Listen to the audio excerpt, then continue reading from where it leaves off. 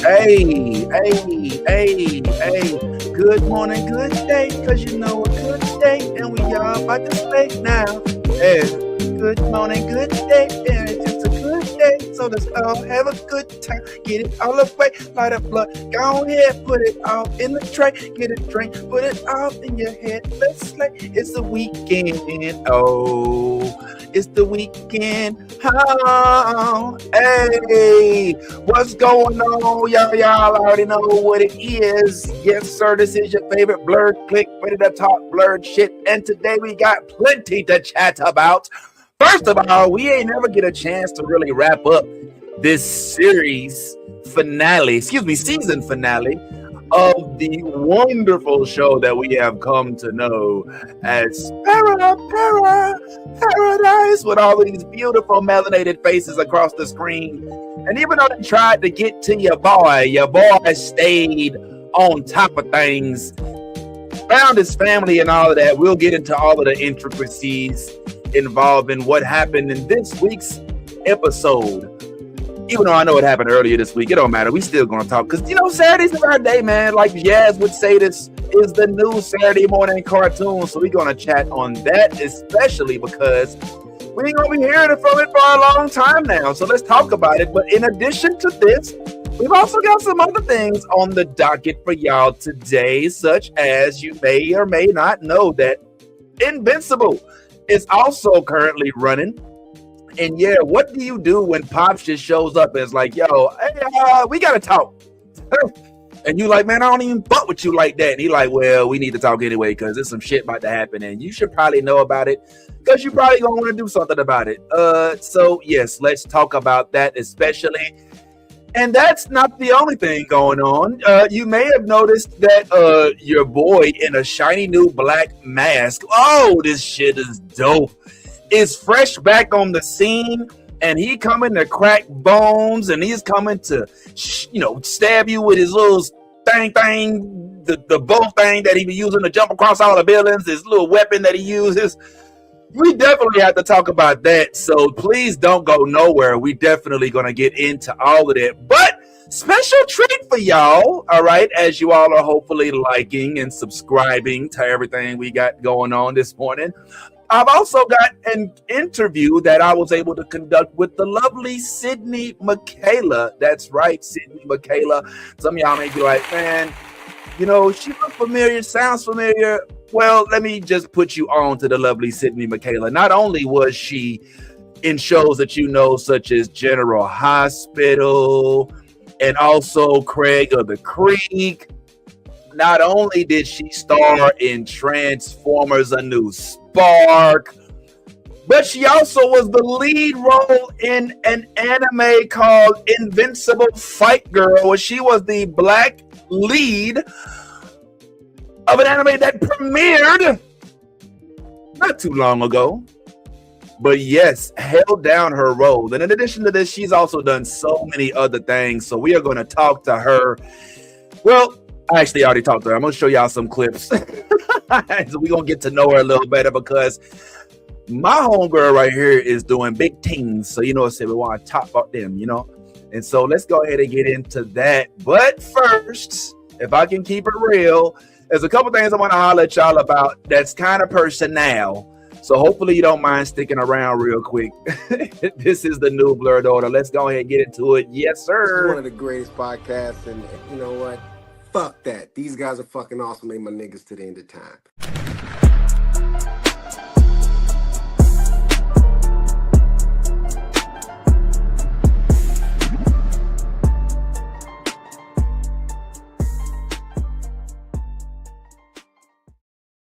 All righty, guys. Like I said, we have so much to discuss, and some of this stuff's kind of personal, not necessarily like bad personal, just personal stuff.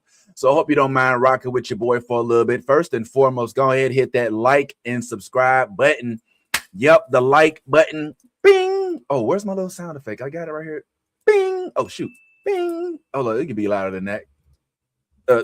Bing. All right. Hit the like button, hit the subscribe button. Go ahead, follow if you're watching on Facebook. And let me make sure you can also watch on Instagram, which is an issue that I typically tend to have. All right. Well, listen, it's me flying solo just for a little bit. Some of our guests may pull up in just a while, but before we even give them a chance to pull up, I wanted to holler at y'all about a couple things real quick. First and foremost, yes, it is Saturday. We gonna talk about Paradise. I ain't have a chance to really go over the whole finale aspect of it because I keep hearing that it's time travel involved, and I want to get into that. But if I could just do something real selfish, real quick, something's been happening kind of funny. When I come to, oops, that was too early. When I come on here to talk with y'all, like on the computer that I use, it shows me all of these memories and stuff, and you kind of got a sneak peek. And this is one that pulled up today. I thought that this was interesting. This is, if you all recognize, what if this is the man Uatu from the Watchers, all right? And this is me. If I get this done right, this is me and my daughter dressed up as Uatu, and she's dressed up as as the one and only Ms. Marvel. Yeah, this was a while back. You can even see the dates right here. I just thought that these pictures was kind of cool, you know what I mean? And I didn't really I don't think I ever shared these. So I pulled up just to chat with y'all, and this is what came up on my screen. I was like, you know what? I'm gonna share this with the fam because I figured that y'all will be the only ones that are really truly appreciate something like this. See, if I show this to anybody, they'd be like, I don't know what that is. But then I put it next to this like this. You're like, oh, how did I do? How did I do? Is this decent or what, man? I ain't gonna lie. I'm gonna give myself some props on this because this joint looks sick to me. Even though I probably could use a steam press, a little iron, and it's a little wrinkly. But if I'm not mistaken, this was at New York Comic Con when I took the fam up there. And man, we had us a good old ball. Now, I'm gonna tell you right now, them eyes is hard. Okay. I had to put the eyes in, and one thing that hurts is putting contacts in your eyes. If anybody here has ever put contacts in your eyes, we're gonna pray for you. Because that's not easy, and it's definitely not easy keeping them in the whole time. Now, they ain't prescription, obviously, so it wasn't like it was supposed to hurt. This is also, we did Moon Girl and Devil Dinosaur. This is her as Moon Girl. I don't know if y'all can see this tonight. It's just me talking, man. So don't worry, I'm gonna stop talking about myself in a little bit. Hey, what's going on, yo? And yeah, I just thought that she killed this role, man. I'm sorry. I mean, can I just stunt a little bit, man? Can I just stunt a little bit? That little baby girl right there, no sad. We go hard on the MegaCon, Joe. Now, it's a little bittersweet watching this and seeing these pictures because, that's me, by the way. This was, if you didn't know it, but now you know, Moon Girl Magic. Yeah, we did this at MegaCon. Yaz actually was there with me, too. And, man, it was fun. Now, it wasn't fun walking around MegaCon in a big inflatable dinosaur outfit where people was asking to take pictures, and I would have to, keep the head from falling down, and it was like a whole thing. So, yeah, but I don't think I ever had a chance to really show this stuff. So I just figured I'd take today to show a little bit of that. All right. In addition to that silliness, first of all, what's going on, team? Hey, I see y'all. Hey, let's go ahead and give some shout outs to some of the folks we got here in the chat. So what is going on with my people? I see you, Chica. What's up, Chica? What's going on, Harmony? What's going on, Lisa?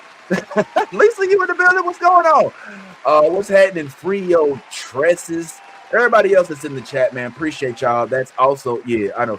Do I have a Pokemon? No, I don't have Pokemon. They are the same. Yes, Instagram. Some of those pictures were the same. That was the whole point. You ain't got to call me out for that. Well, in addition to, of course, this happens. All right. In addition to what it is that we talk about right now, there's also the fact that I was able to get to sit down with a very, very intriguing young character, a young actress by the name of Sydney Mikayla. Not sure if y'all have heard of her, if you know her, but we're going to learn her today because this is an actress that we want to support as she is up and coming in the world. So here's what we're going to do. I'm going to show y'all a little bit about what we chatted about because these are some of the things that she did accomplish. I'm not going to lie. I was extremely impressed with the fact that she was in this anime and that she does all these voiceover jobs. I mean, in Transformers, hallelujah, Craig of the Creek. I mean, come on, man. These are pretty marketable, pretty reputable accomplishments. So I couldn't help but wonder what it's like to be a voice actor in the shoes of somebody, especially when she gets all of these really cool actor roles. And so my question for her was like, do you actually choose your roles to be so monumental, so inspirational, so just kick ass, just dope? And this is what she said, specifically referring to her roles as a voice actor. I like being such a popular voice actor. And how do you choose your roles? Because if I'm looking at what I see you voice, they all seem to be very, very inspirational, representational roles. Is that by choice? Well, first of all, I'm just blessed to be able to act and do this as a career, do anything, creative as a career and make money. So I'm grateful. I'm not even gonna sit here and shoot my own horn and be like, it came across my desk and no. I audition for everything. I pretty much I go for anything for the most part, as long as it doesn't conflict with, things that I believe like morals wise, like my values, right, my religion, those are no-goes. But beyond that, I send things out all the time. So I try to be honest about that, because I don't want anybody sitting here like, oh my gosh, she just gets to choose everything. And she's when it comes across with it, no, I'm a level with you. I'm hustling just all right, the other amazing artists in this industry. But I have been so blessed to be able to play some amazing roles. And I'll shout out one of my favorite directors, Christy Reed, who is always, I feel looking out for me.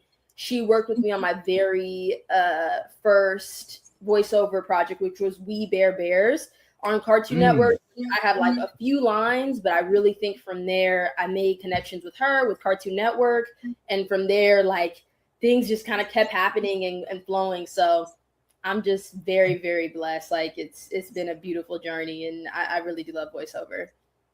Do you? What do you like the most about voiceover? Is it not having to worry about reporting the set, doing the makeup, just kind of shooing up and just, hey, I'm in my sweats. What's my lines?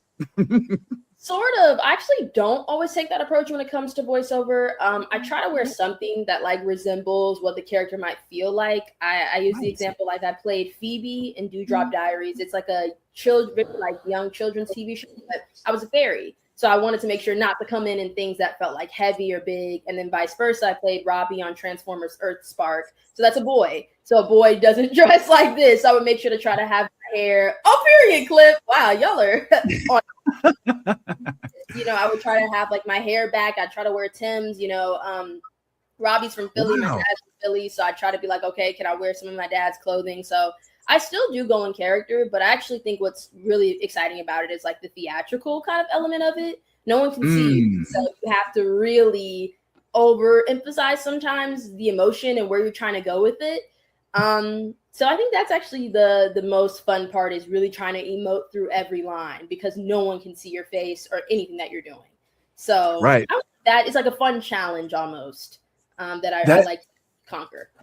That's so interesting to hear that you still kind of cosplay the character that you're voicing to an extent, because I guess it kind of helps you get in character a little bit. So you say you dressed in Tim's to when you was like, Dad, I got Tim's. Did they fit? Tim's, they run big. You know what I'm saying? So I don't know if that worked out. It worked out. I won't say my shoe size, but it didn't work. Sorry, that was not an attempt for me to try to. I wasn't trying to get the shoe size. So I know you were. Until you have a amazing heart.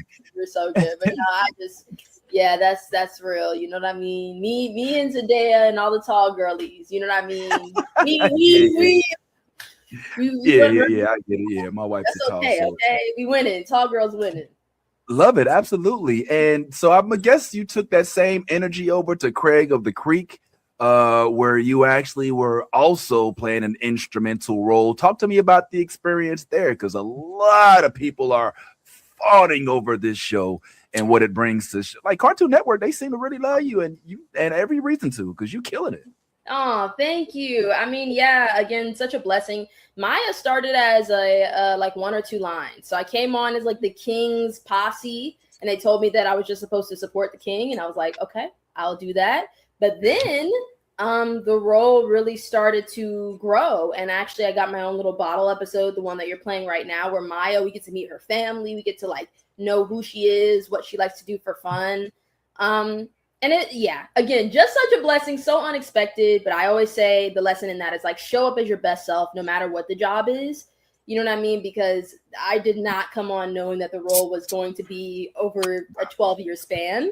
I thought I was just coming in for a day. So literally just such, very honored. And just what a great like cast and crew, and also just a great experience.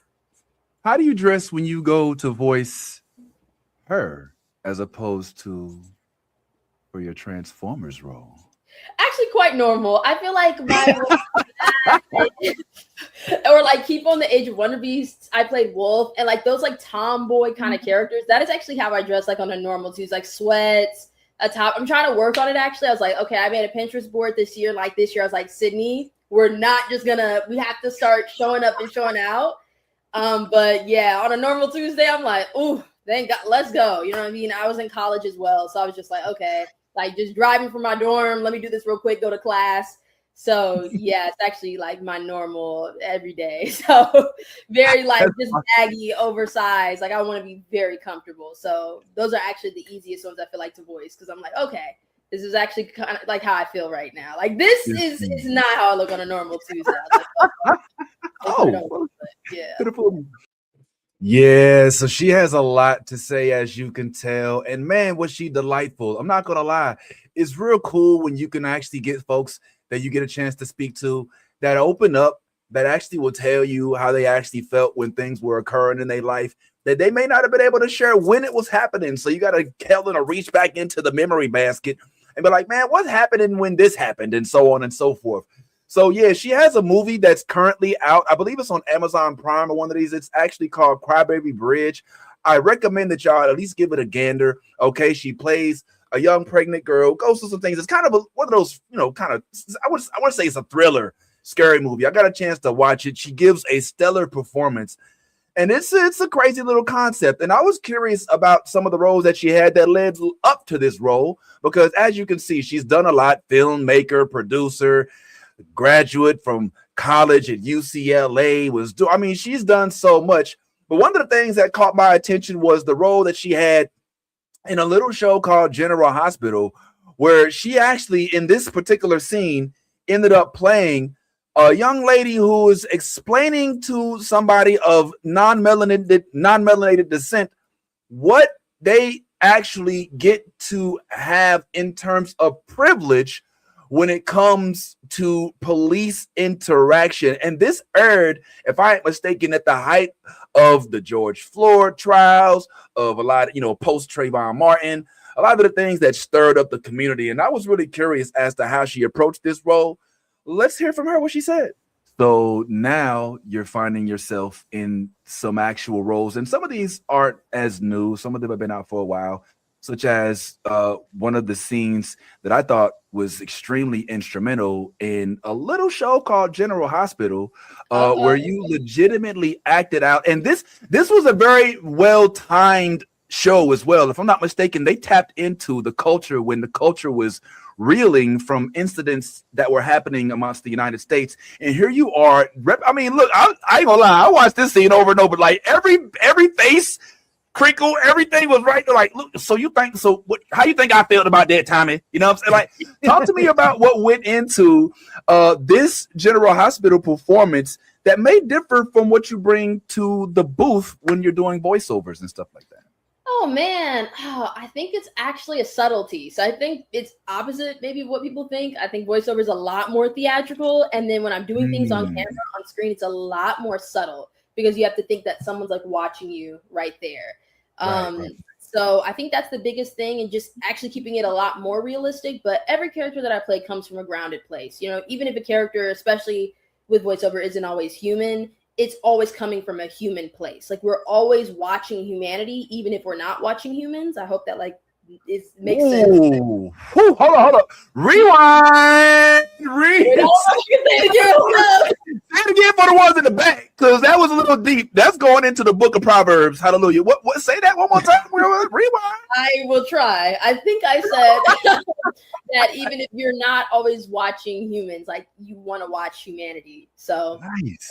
Essentially that means like we connect with emotion and humanness. So I try to bring that to every character and role that I play. And I think Trina's probably the closest character I've played to myself. I think Trina's actually a little bit like safer than me, because the teens would always kind of be doing some stuff, especially like when our characters were in high school. They would be a little bad, and not Trina. Trina was always on the up and up. Okay, Trina was not going to no college parties. That is Trina. She was very like, she kept it clean. She kept it safe. You know what I mean? She's not going to no party. She's not doing nothing. She is studying and going home and checking in on her mom. Like, she is very, you know, like, you know, she kept it there. So I think I really just enjoyed grounding her. And yeah, finding the reality and layers in her. So, you know, playing her was really fun too. And I think she has an honesty though, that I think I always admired. She's always very honest. A lot of times she's always telling characters about themselves. She would be telling her mom about herself because her mom lied about her dad being alive, and she let her mom know. You know what I mean? And in a respectful way, I still made sure, you know, Trina's Black, but you know, also you lied about my dad being dead or alive or whatever was happening. So she let her mom know. When she, you know, was when I played her, she had a love interest, Spencer, played by Nicholas Chavez at the time, who she let him know that he wasn't doing right. She gonna let somebody know. So that is one thing about Trina too. She is trustworthy, but she is very honest. So that was fun to play, and I think that honesty led to a lot of people really loving her and connecting with her. So make sure y'all go ahead and check out Sydney Mikayla, as she is currently in the role, like I said, in Crybaby Bridge. And this is a lead role, and it's a big deal for a young lady like this. So I hope you guys do give her an opportunity to at least be welcomed into your memory banks, so that next time you see her on screen, you be like, oh, I've seen her before, or I remember her voice from Invincible Fight Girl.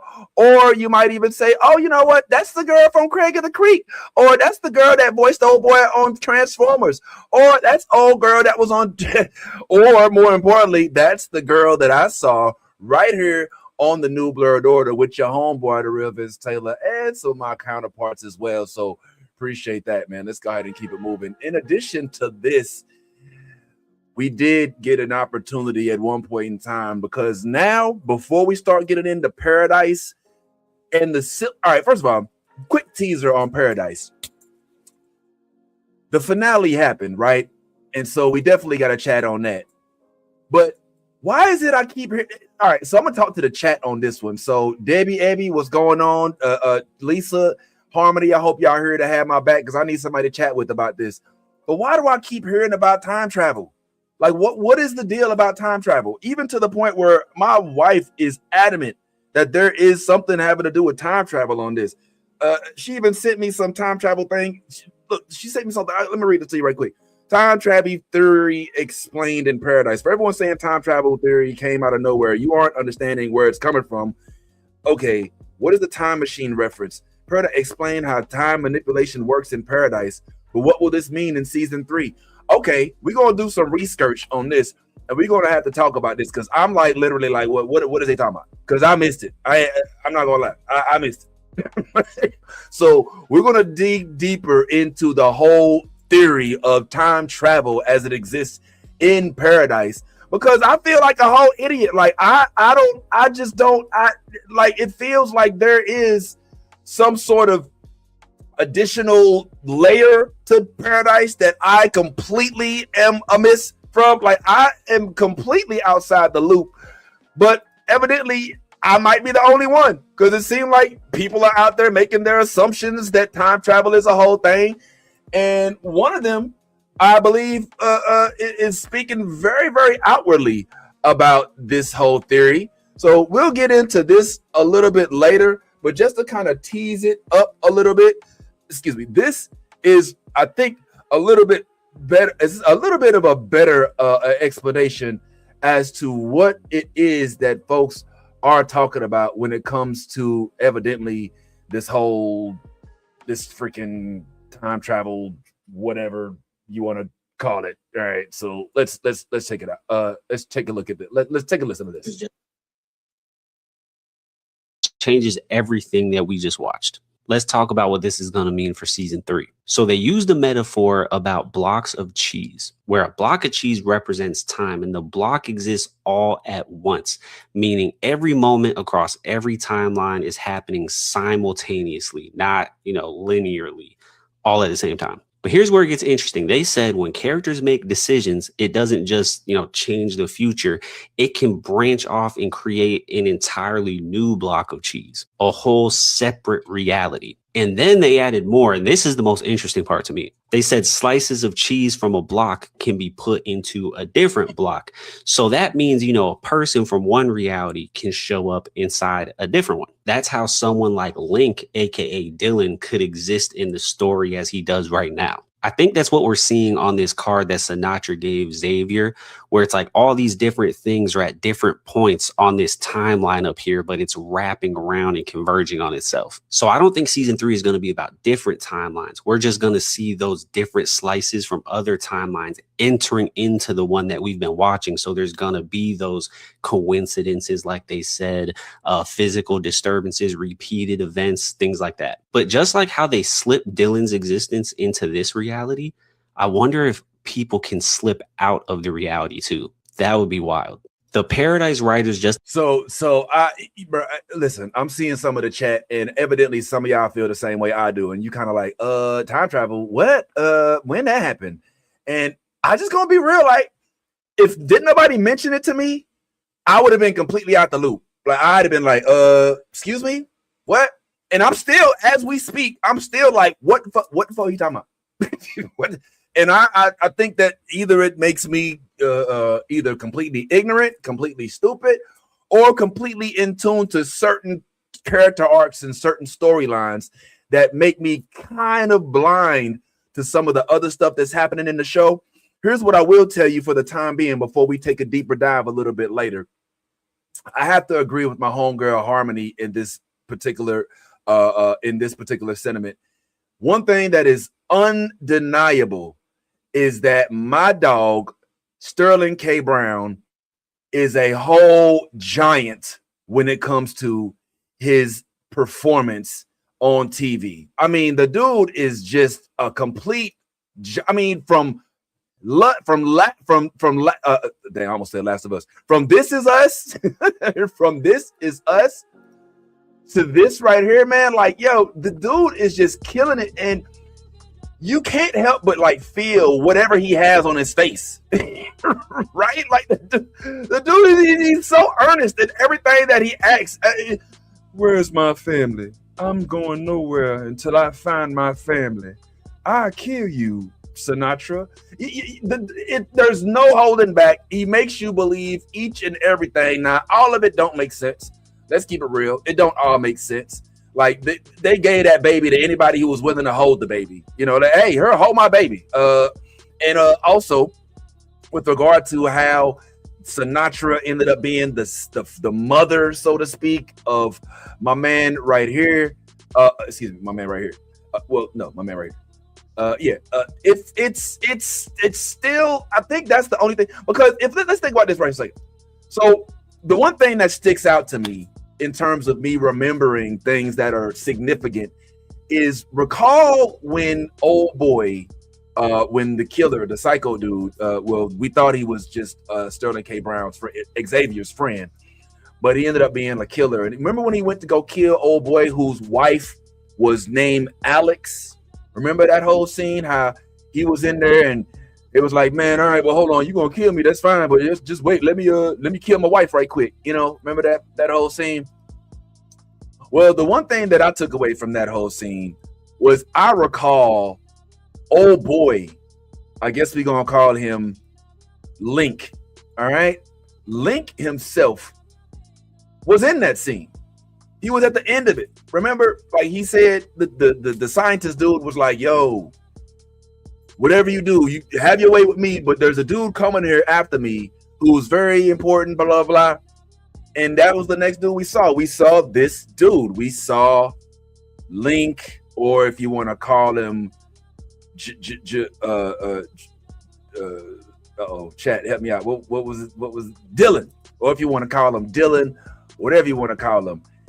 So that frankly is the only thing that kind of makes me look at the different the timelines and all that, because I'm like, okay, how are you a dead son and a student and kind of like a revolutionary all at the same time, and you don't went and had a baby, and you know then already messed around and made a abandoned baby already and his baby.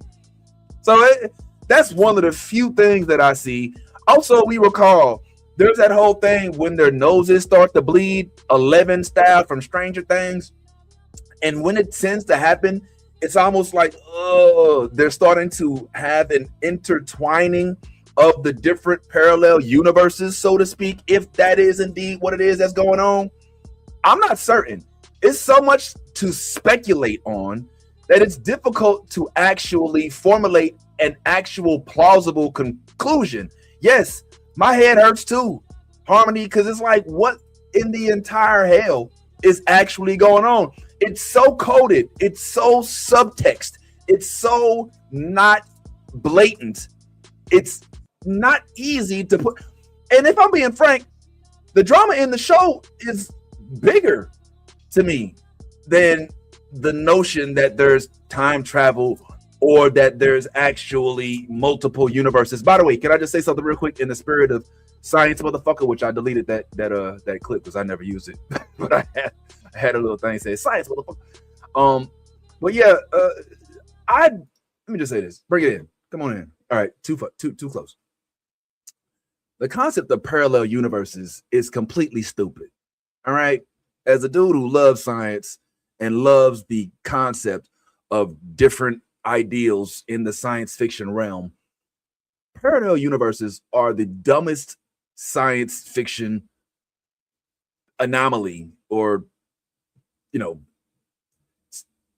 concept that I can ever think of, because it makes absolutely no sense. It makes no sense for there to be a parallel universe. All right, because let's just think about this for a second. If you have a quote unquote parallel universe, right, then that essentially means that your parallel universe is supposed to make it so that everything that's happening in this world is also happening somewhere else in another world. So the notion that maybe there's a whole nother me on another planet out there somewhere past Alpha Centauri who has the same thing I have, same parents, grew up the same way, but maybe a few different instances altered their life so that it's slightly different, is completely stupid. It is dumb as hell, and I don't want to say I hate it, but it's one of the few concepts that I kind of roll my eyes a little bit when it's the basis of a show, because you know how much has to happen over the span of an entire universe for there to be complete similarities in current day settings. All right, take this for example. Let me just say this part. So if there's a such thing as parallel universes, and there's a me out there on another planet somewhere, all right, let's just call it a Rocco, okay, and it's the same me and everything, that means that my parents both had the same exact things happen to them, and their parents had the same exact thing happening to them, their parents, all the way leading up to me. That means that every single step, every breath I took, every class I skipped, every blunt I may or may not have smoked, every drink I drank, every woman I met, everything that led to me being me had to happen the same way, and the same exact thing for everybody leading up to me. And that, my friend, is completely asinine. There is no way that actually could happen. So when we start getting into parallel universes, I get a little eye rolly. But for the sake of paradise, we ain't gonna sit here and talk about it, because frankly, we still don't even know. We still don't even really know exactly what's going on, right? Sterling, let's talk to the chat. Sterling got the Denzel. What? Yeah, he do. He is, man. He's an actor extraordinaire. Even though I ain't gonna lie, man, I'm trying to get his voice down a little bit. Hey, where's my family? I won't let you do anything to my wife. No, you can't hold this baby. because you don't have trustworthy eyes. There's something you're hiding from me, and you're gonna come clean before the time is up. Sterling be sounding so earnest, man. It's kind of interesting having him have that dynamic character where hey, it's all about our kids are safe. You know, you was happy as hell when you saw them get together. Well, man, it's so nice to see these two have their moment. And old girl's doing her thing too. And also the young lady, his daughter, she's acting her ass off as well. The Jane warning, in my opinion, is just Alex arranging things so she could be invented. All right, let's talk about this, Debbie, Bo Baby. How about this? How about the fact that they, as of right now, still haven't confirmed the death of Jane? All right. How about I still think Jane is still out there? I'm sorry, y'all. Y'all can talk to me crazy all you want to, but she say she killed Jane, so she killed her. But where's the body? All right. Last I saw, she was tipping over in the bathtub. And is that supposed to be she did? No, because we all know the Marvel rule is if I don't see the body, then she ain't dead. And we know what just happened with Sinatra. Sinatra got shot dead in the neck, bruh.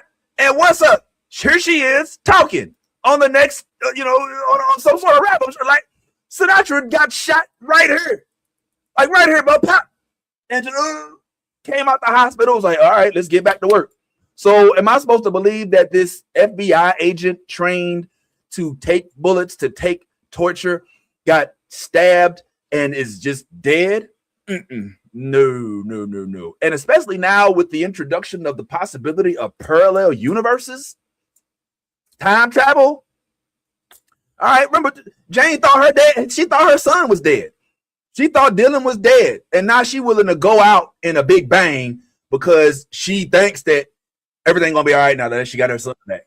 Nah, bro. Nah, I'm not here for it. I'm not here for it. So y'all can say what y'all want to say, but as for me and my household, Jane is still alive. I'm sorry. That's just the way it is.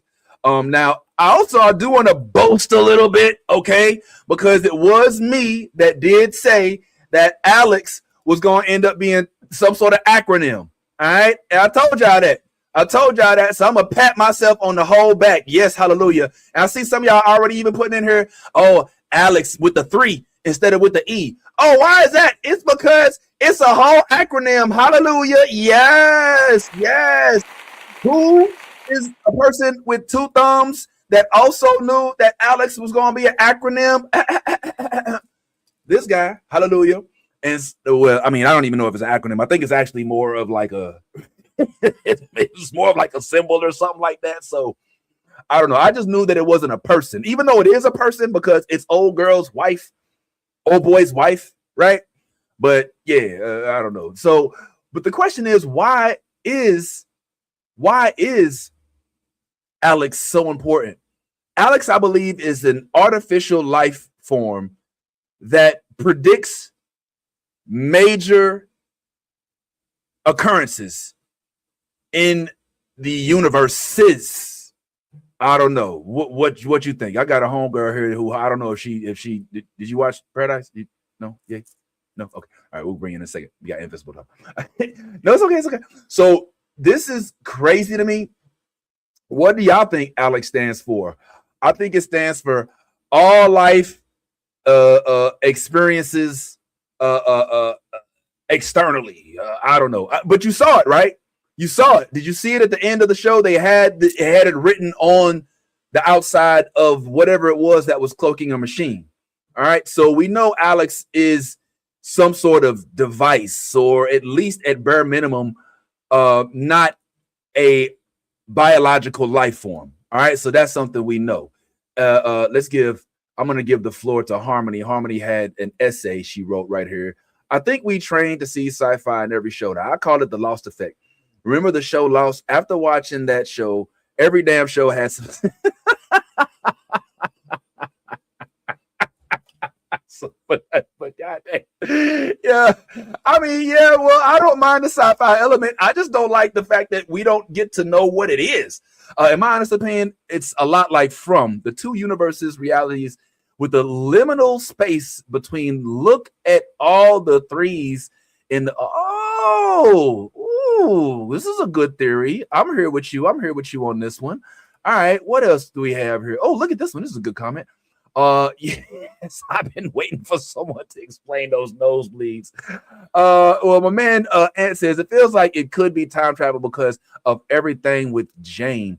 Well, I don't know. Well, what's going on, Ant? Good to see you as well. I don't know if that's necessarily the case, and I'm not going to say it's not, but it just feels like there's something brewing well below the surface that we have yet to really even get an idea as to what it is, you know? And I gotta say, kudos to the writers. Kudos to the writers. Because for us to go 2 whole seasons now, damn near 20 episodes in, and to still not know what the basis of the show is about, like the whole notion of paradise, I originally thought was the fact that they was in paradise, in some crazy place where everything was provided for them outside of this apocalyptic world. But turns out paradise could be kind of like Walking Dead. If you all watched The Walking Dead, then you'll remember when we thought Walking Dead, when you first started the first season, was about these zombies. But then when you start to get towards the conclusion of Walking Dead, you learn that The Walking Dead is actually the people who stayed alive because they're basically just about dead, right? So you learn things as the show goes on. And what I think I'm learning here is that paradise is not the bunker. Paradise, watch my words, y'all. Watch my words. Heed my words when I say this. And it's going to be corny, but I bet you they end up making it so that paradise is wherever we all are together. You know, it's where we all are together when we all come together and we just work as a unit in the community. This is where paradise is, guys. You know, you don't really need a facility. You know, home is where, what did Timon and Pumbaa say? Home is where the rump lives, or where your rump rests, or whatever. Paradise is just us and you're the community, and we get together and we just, you know, we have our kids and, you know, we just get to have a good time. And there's ducks and there's birds in the sky, and it's just a really good time, man. It's not really like, you don't need a place to be in paradise, man. You just need each other, you know? All right. Well, what Alex got to say about that? You know what I'm saying? Also, how about my man Xavier coming out the woodwork and being like, hey, Dylan, I've met your baby mama. She's dead. And I'm going to tell you about your baby that you ain't never even heard of with the woman that you left. And we still got the baby. Don't go nowhere, Dylan. Don't do this, Dylan. Don't do this. Well, they ain't call him Dylan. Link. I met Annie. Here's your high school identification card. I was there. I got your baby. All right. If you telling me this, I'm like, man, you who again? Okay, so how I know you ain't killed my baby mama? How I know it's my baby mama? You know what I'm saying? That was like across the that was in Atlanta. All right, we in Colorado. All right, I'm supposed to believe you now, holding a gun up to you. You don't want to die. You know what I'm saying? Because you found my Blockbuster card, and I'm supposed to believe you, homeboy. Like, who is you? Who is you? You know what I'm saying? So let's do this, man. Let's take a quick break from this, if y'all don't mind. I'm just gonna hit the pause. I'm gonna hit the pause button on some of the Paradise talk for a second, because I want to talk about a couple other things, especially since I got a friend lying in the green room holding up for a little bit. So let's come up with some more theories, and let me ask y'all this question so we can circle back. And I want y'all to have some really, really good answers for me when we come back to Paradise. But my question for y'all is, what does Alex stand for? We now know that Alex is a non-corporeal being, that Alex is not biological, more than likely, even though the name is based on a biological being. But what does Alex stand for? What does Alex stand for, guys? All right, we're going to talk about that on the other end of a commercial break. All right, let's go. We now present you with a public service announcement from the ladies of Pink Riot. As the variant vixen from Pink Riot Comic Show, it is my utmost duty to promote literacy, so I want to encourage you all to bust that omnibussy wide open and Snip that crack. This has been a public service announcement brought to you by Pink Riot. All right, y'all. Make sure y'all support the homies at Pink Riot. Yes, so Invincible is another thing that's happening right now. And in addition to Invincible being a whole vibe, we'll talk about that in tandem with our homegirl who did join us. I hope you don't mind me bringing you on in. Look who's coming to the show, everybody. It's none other than the one and only Lady Mando. What's going on? Boo things. How are you? Hi, everybody. Sorry, I've been MIA for a minute, but you know, life is life and hoe is hoe, and it is what it is. Hi. Did you say hoes is hoeing? Hoe is hoeing. Hoe is hoe. Yes. All right. You gotta do a little bit of this every once in a while in order to get your shit together. Hey, focus. Yeah. Well, how you been? You been good? I mean, I know life is lifing, and I mean, winter is coming, even though it feel like it's still here for y'all. But it is a. I'm not gonna hold you. I was a little bit late because I lost track of time. It is gorgeous outside in New York City today. Gorgeous. Okay. The non-melanated are full in effect out in these streets in their shorts and all, no socks, in them sandals. It's like it's summertime, immediate summertime weather. Winter is over. Winter's okay. All right. Well, I keep hearing that it's still kind of cold, but obviously spring is approaching. Or spring is among us, excuse me. Yes. So we should be getting more of the leaves turning back to green. The Maybe cherry blossoms are in full effect. Wow. Full effect. Okay. It's toasty. It's toasty up here. It's very nice. Very okay. nice. Well, that's cool. Well, listen. Excuse me. Yes, sir. I understand that you have been, in addition to all of the books you read, all of the stars and writers and all of the folks that you have an opportunity to interview on your Sunday night show, Room Full of Blurs. Make sure y'all go check it out Sundays, which I believe is tomorrow. Hallelujah. So make sure y'all tomorrow, 7 p.m. Eastern time. Hallelujah. Thank you. Make sure you in the building because we're going to check it out. But in addition to that, you also had an opportunity to watch Invincible. Are you caught up? Are you good? My God. My God. My God.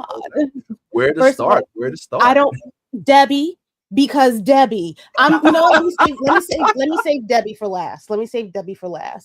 I want to shout out the writers of the show. Y'all are on point. I know there's some people out here talking about the animation not being up to par. Are you okay? Are you okay?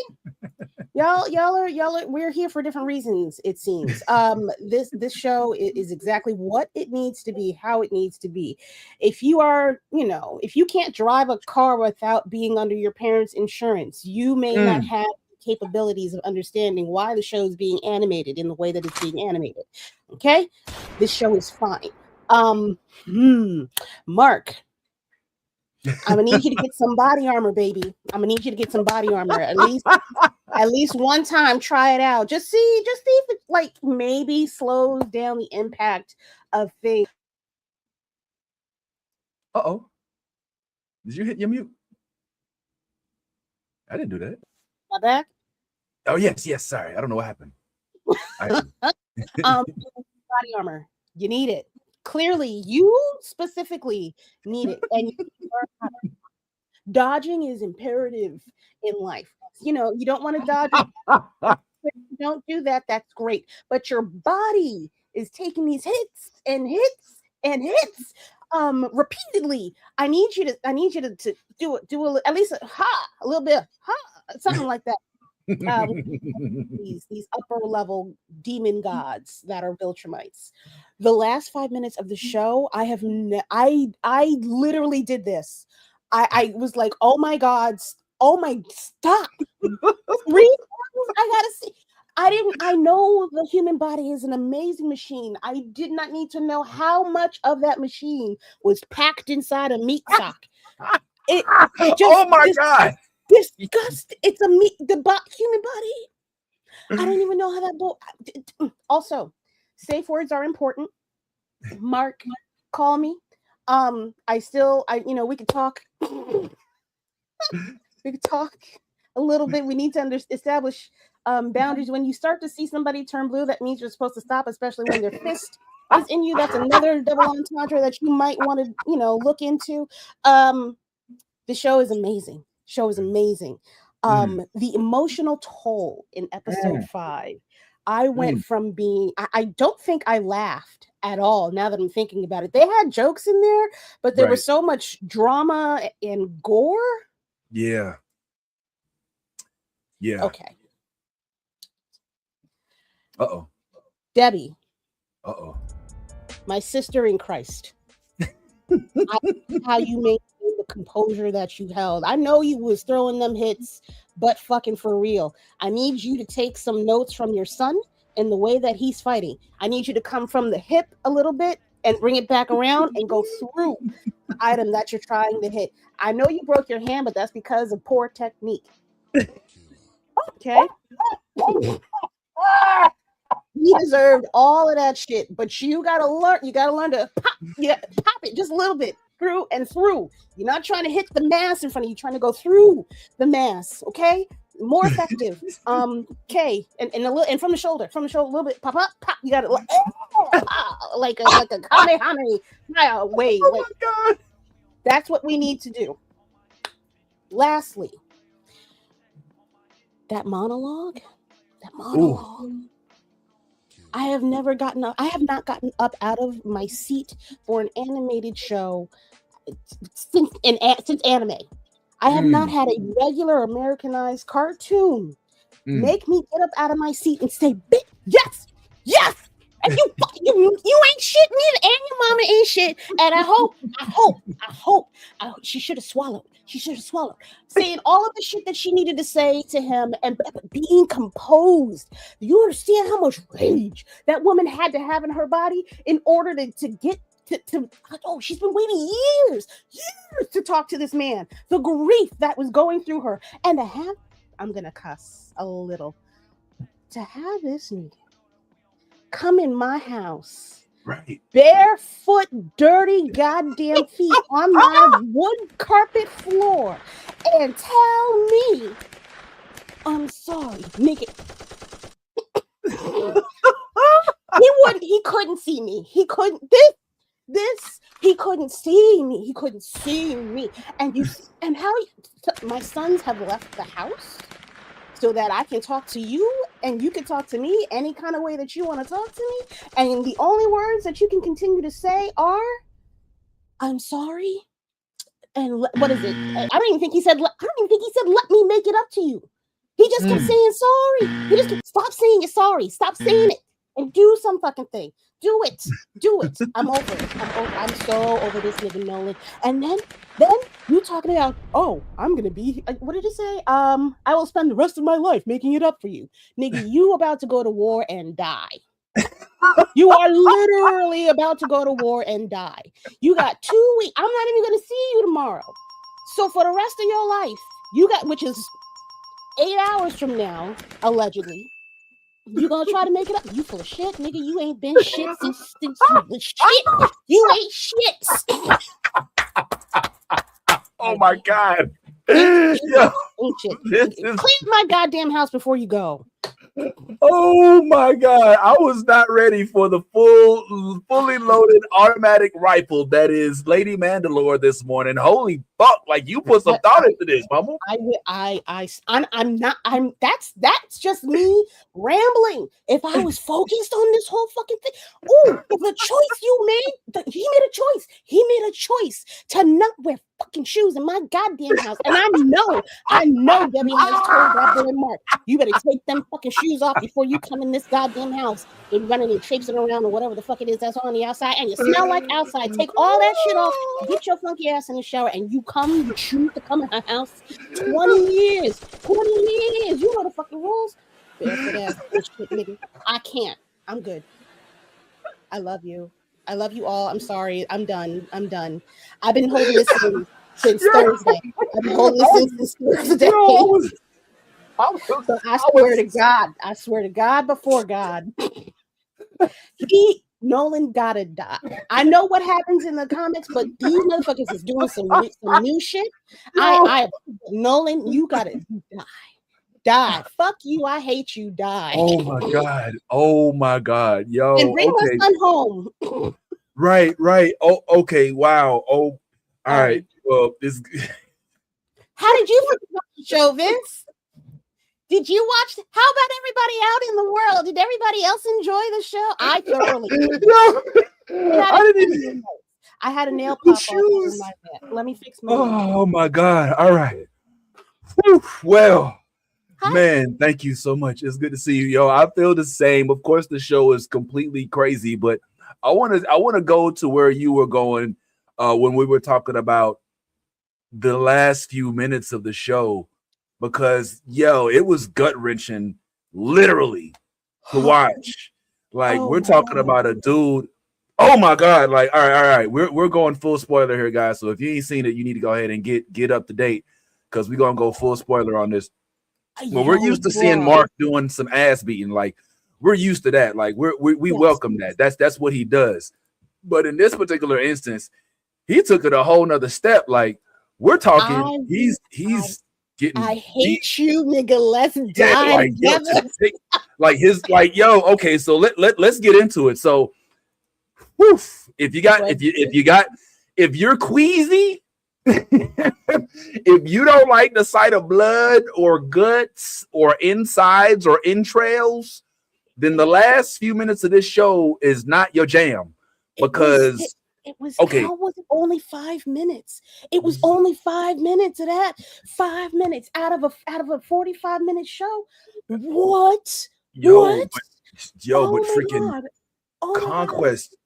They like, first of all, the fact that Conquest is even around, you know what I'm saying, is a whole thing. Like they went and Frankenstein this nigga back together and shit. You know what I'm saying?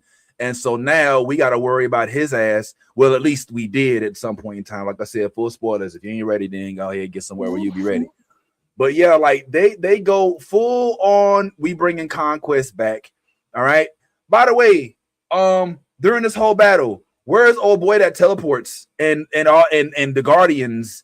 And all that other stuff that's going. Oh, I guess. Oh, wait. There was another. Wait. There was another. It was out of space. It was on another planet. My bad. There was on a whole other planet. I'm sorry. I'm tripping. So Conquest shows up, and he essentially is the I would say the catalyst that pushed Mark over the limit to actually be like, nah, I'm killing niggas from now on. Like I'm fuck the bullshit. Like I'm over the bullshit.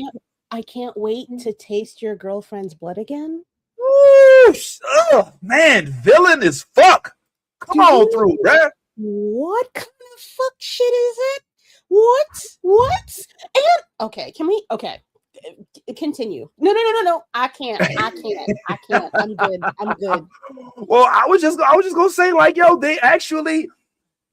I mean, he had his mind made up, and here's the part. All right, if I can kind of spoil things, just a tiny, not spoil in terms of here's what's gonna happen, but just kind of take a little bit of the sense away from this. Go ahead. Let me help y'all. If you, we could give you a line for line screenplay read of what happened in this episode.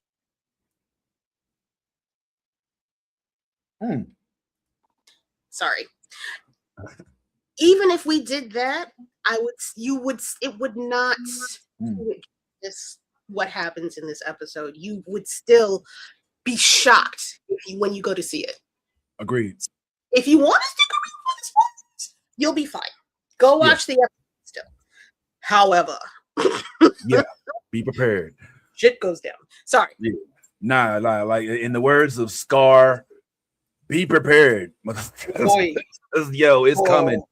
But here's where I gotta kind of bring the lines of reality back into it. Even though I know this is an animated show, it's about superheroes that don't exist and aliens that don't exist. I get it. So I know what I'm about to say is stupid by comparison when you're thinking about all the other lunacy that goes on in this show. But here's where I kind of got a little from a scientific standpoint. I was like, all right. What, the space thing? Okay, so yeah, so at one point in time, they're fighting in space, which off rip, we're like, okay, there's no oxygen. There's no oxygen in space, so you're not doing this. Not doing they're thinking. You can hear their thoughts.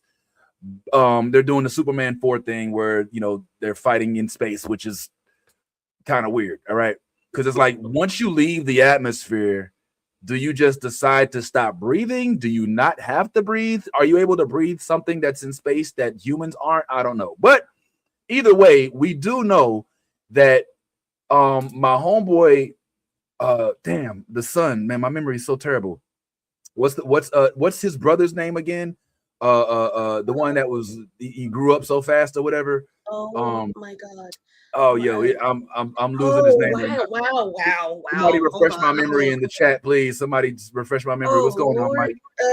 But his little brother, his little brother,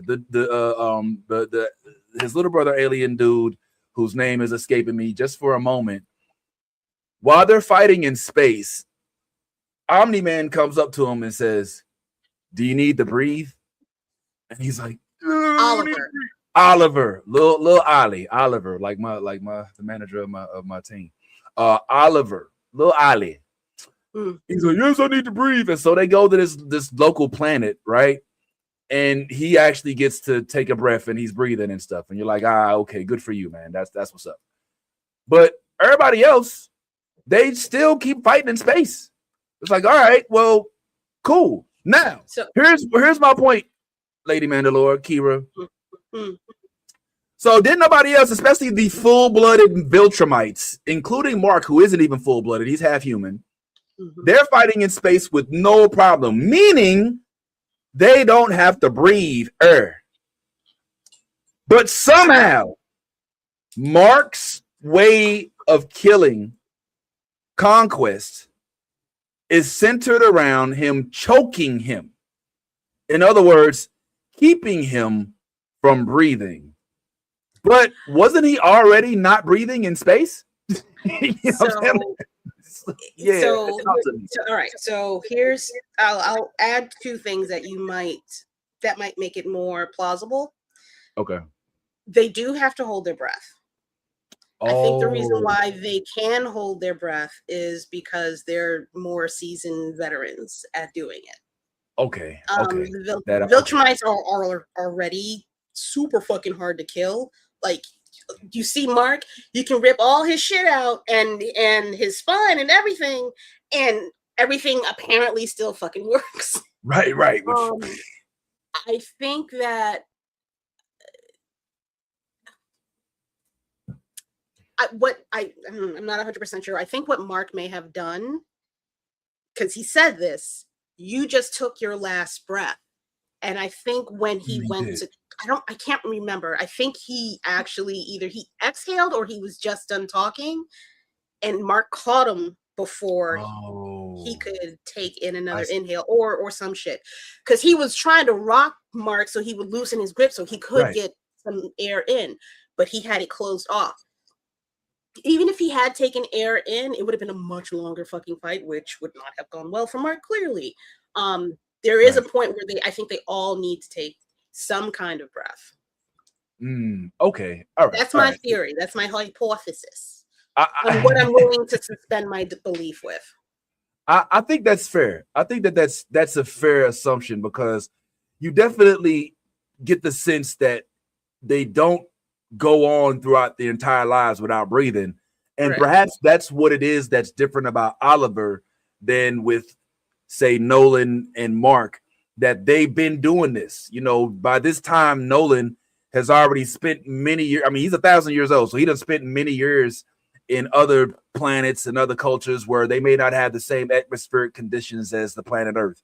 They're also, Mark has gone to another planet. That's how he ended up with Oliver in the first place. He went looking for Omni-Man and all of that other stuff.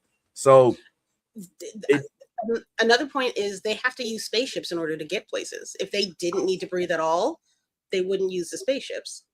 I just assumed that they just was traveling on the ship to conserve their energy so that they weren't always flying and trying to get to places without, actually exerting energy. Then they buck up on the Viltrumites like they kind of did in this episode. So, but either way, it's still kind of nuts. Just the concept of him being choked to death as a Viltrumite, and all this while literally, okay, I've already given this before, but I mean these are pretty important moments right here. Literally, he is having his guts ripped out. He has no insides, and they're coming. And I didn't look. I've heard, and I don't know if this is true, but from what I heard in like biology class, Kira, is that if you take one's intestines, an adult's intestines, if you stretch them all the way out, that they can wrap around the earth, or that, you know, they're like miles long or something like that. You know, they're miles long. I don't know about wrapping around the fucking planet. that seems like a stretch. That's a little much. Yeah, it's a little much. It's a little much. Just a little bit. But I mean, you don't need your intestines to choke. I mean, you don't need your intestines to choke me. You really don't. Oh, I know somebody in that writer's room was like, well, what if Mark used his intestines? I know somebody in that room was like, we gonna keep choking it with his own, just with his own intestines. You know, that's the one thing. Like, I'm actually, I listen. If I was to help you acquire the omnibus of Invincible comics, I got a couple of the. You got a couple volumes. A couple of the volumes. I would want you to be my Cliff Notes. And I would want to lead on you like animation translator. Just kind of verses. Filling up, There's so much. I don't want to say so much, but I can't tell where they're going to go with this story already, because they've changed. Debbie's story alone, her character by itself has already done leaps and bounds and changes. Because she is a pet in that book. She doesn't have any kind.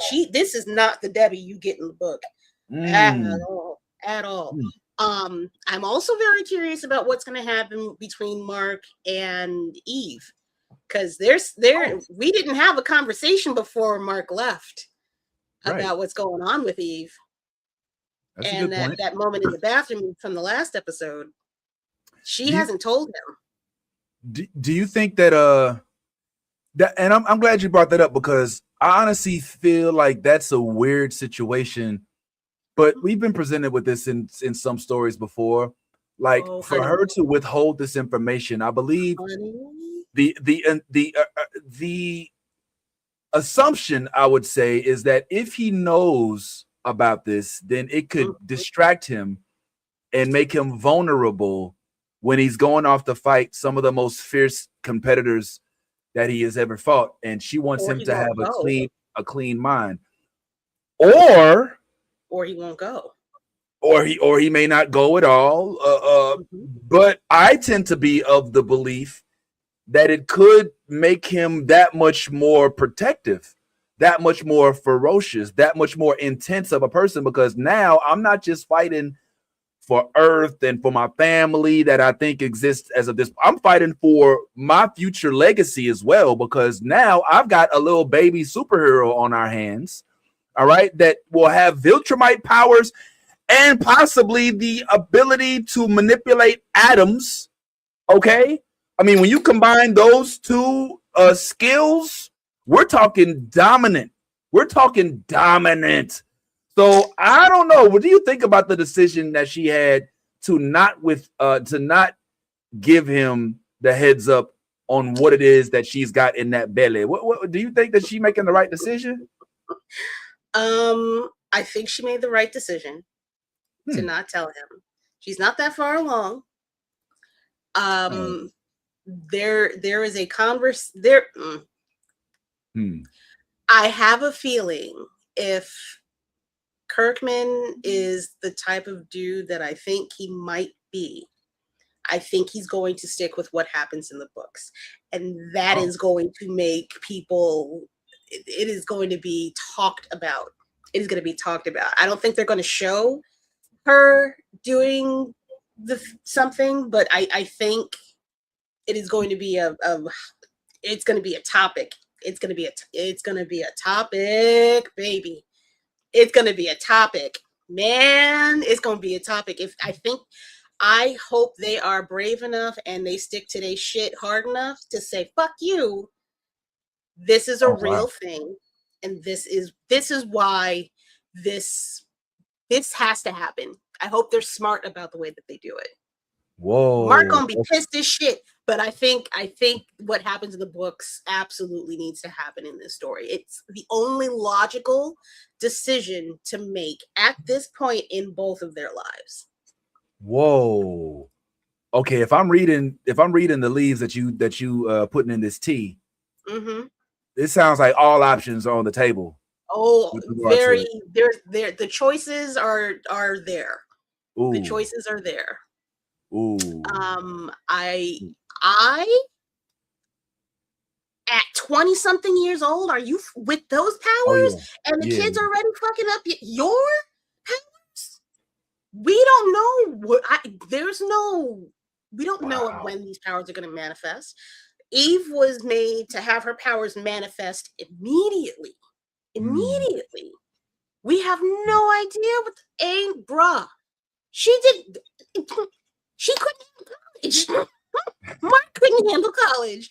There's no fucking way. There's no way either one of them is ready. They're getting this supposed businessman up off the ground. I can't with y'all with this. What is this? But I love it. Because she really doesn't have any kryptonite except her own mind. Shit. It makes no sense to have under these circumstances to have a child with powers you don't know what the fuck's gonna happen with be brought into this situation, especially for if Omni Man comes back in the picture and he sees that baby, who knows what the fuck is gonna happen with him?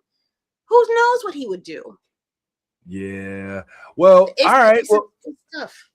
Can I challenge that? All right. Well, okay. So the last time a Viltrumite impregnated a woman, we got Oliver. We got Oliver. Who cheated. My bad. All right. Last time a Viltrumite put his whatever all right, on another planet and blah, blah, blah. We ended up with Oliver, who now is a critical part of the fight. Oliver grew up hella fast because of the way that those, they so now, and that was with a relatively powerless being on that planet back then, where that Nolan impregnated, which is still kind of, I don't even want to think about the biological aspect of how that happened.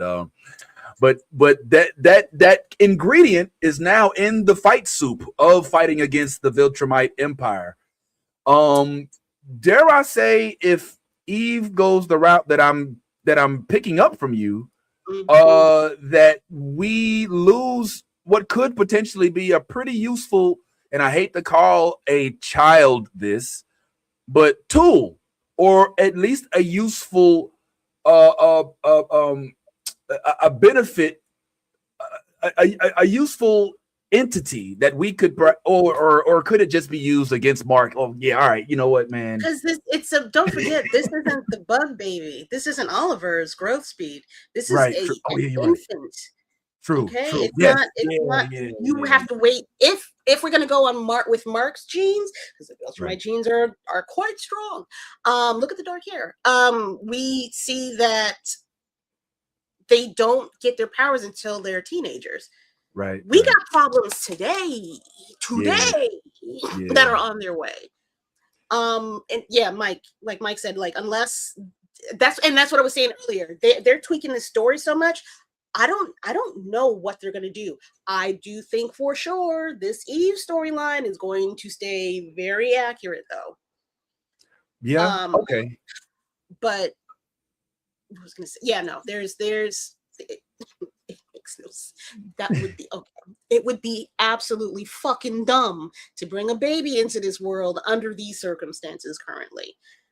I don't know, man. I don't know. I feel like, I mean, Wait till again, the of fight's course, done. Honestly, oh, your worst battle is yet to come. Your worst battle is yet to come. Well, if you make it through, you got time. You know, it's not like they're in their 40s and they trying to have kids. They in their 20s. They'll be fine. However, well, all right. Well, yeah. Well, we don't. I'm just saying. We got time. We got time. You ain't got to speed run this hoe. What about the idea that perhaps having another life form underneath Mark's care makes him more conscious of his impact, and it could have either the effect of making him even more ferocious or grounding him to an extent? Because like in the beginning of this season, he was damn near, it felt like going through like some pseudo kind of depression type of thing, like, you know, and maybe this baby gives him more life, more vibrance, more jubilance. I don't know. I mean, you see that already. You see that with the way that he protects his brother, with the way that he stands up for his brother with his own father. You see the way that he does that. How his reaction when I was about to call him Constantine. Oh my God! Why did I? Yeah. The teleporting dude. No, not him. Oh, he don't give a fuck about that old man. The FBI dude. Fuck him. Yeah. You don't give a fuck about that. Well, I mean, he keeps working for him inadvertently, even though he keeps saying "fuck you." He keeps ending up back in his. He's working for the planet. He's working for the planet. He is doing what he always wanted to do, which was be a superhero like his dad. It's just complicated. Shit. The way that dude talked about Eve. We saw his reaction was literally to choke the life out of this man. Yeah. If he found out the woman he loves is having his baby. Yes, conquest. Thank you, Mike. Conquest. Oh, okay. He would be beyond fucking protect. Like nothing would be coming near them kids. You think women with their own kids be baby? What is it, mama bears? Mark will make a lot of swift choices. I don't know. I'm here for the dad strength of a Mark Grayson. I'm here for Mark Grayson, kind of like being, you know, Papa Bear and turning it like, because I think that the more he gets close to that line of should I, shouldn't I, and now he's at the point where he's like, yes, I should. You know, he's just not like thinking anymore like, should I kill this dude or is he in? He's like, nah, I'm not taking no chances. I feel like that line is completely crossed once he actually becomes a father. But yeah, I'm gonna let you chat with the folks, hear about that for a little bit. Because I gotta go. I just gotta go. I'll be right back. I promise. Lord, I've seen these are the moments when y'all need to have that toilet cam, dude. That you never miss a moment. But no, gross, ew. I'm really curious what they're gonna do. Like Mike said, I'm really curious what they're gonna do with the female Viltrumite, because I know about that scene too. I'm surprised she has not shown up at all. I don't know if the scene has passed yet. What happened to Mark via Conquest wasn't really worse than what happens to him. I'm not sure if Kate Kirkman will show it. I think the female Viltrumite could it is fucking terrible. Could still show up and perform her acts of terror for Mark. I'm really wondering if that would be terrible. Can't remember if that has effects on the relationship with Mark and Eve long term. I know what happens at the end.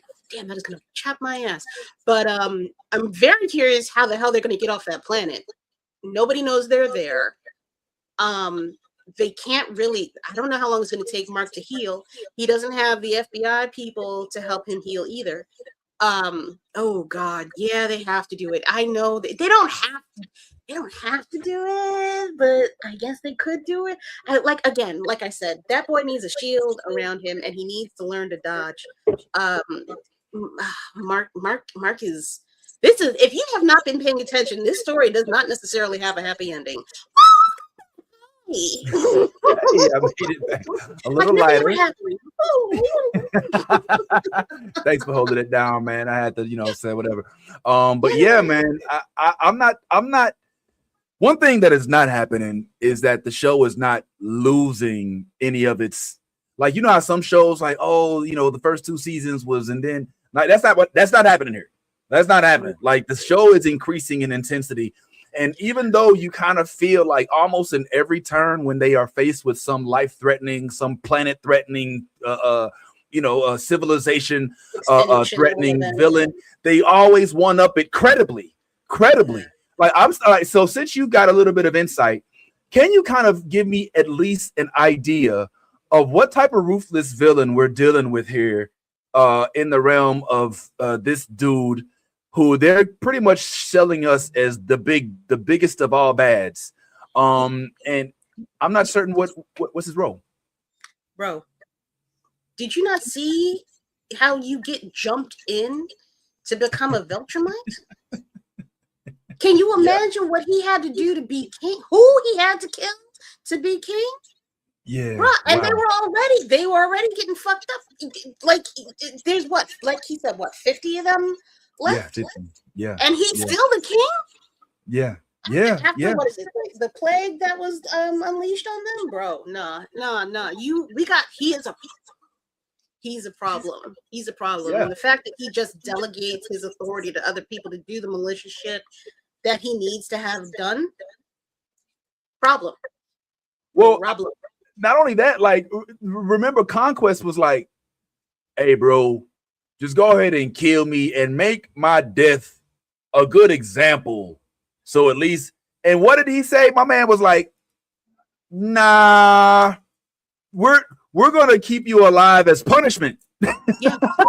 Yes. It was like giving him an honorable death, so to speak, in which people are able to be educated by what happened, what he did wrong, by his failure or his inability to kill Mark Grayson. It was punished with life. Like his punishment was staying alive. Like, like that's crazy to me. You know what I'm saying? So like, what type of villain is this? Where he's lit. Oh, is that the voice? Is he voiced by my dog Lee Pace? What? Yes, Okay. Yes, he is. Yes, he is. Oh, this gonna be juicy. Oh, this gonna be good. Foundation coming into in the middle of the scenes. Oh, it's gonna be lovely. My dog Lee Pace is working his way up the nerd totem pole, man. My dog is he's one of the in Guardians of the Galaxy. He ends up being a lead role, well, a very significant role. Of course, we remember him from Lord of the Rings, and now he's stepping his way into Invincible after being the guy in Foundation who is represented in Empire is Day. My man's getting his nerd bag. I mean, let's just keep it real. Like, he's in all the projects. But this character, I cannot wait to learn more about. I have more questions. Let's talk about some of the side quests that are going on in here, as we did lose 2 individuals through the portal. Yeah. Right? Yeah. Right. And we don't know what, you're giving that look like yeah, man. They I don't know what they're gonna do. I don't know what they're gonna do with that storyline, honestly. Okay. And I'm not gonna hold you. I don't remember what happens in the books. It's been a minute since I read them. And I definitely glossed over that part, I think. But it is, or at least I'm glossing over it in my head. I can't think of what the hell happens to them.